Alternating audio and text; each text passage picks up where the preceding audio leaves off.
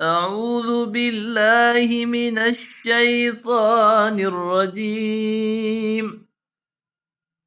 بسم الله الرحمن الرحيم. قل أعوذ برب الناس، ملك الناس، إله الناس، من شر الوسواس الخناس، الذي يوسوس في صدور الناس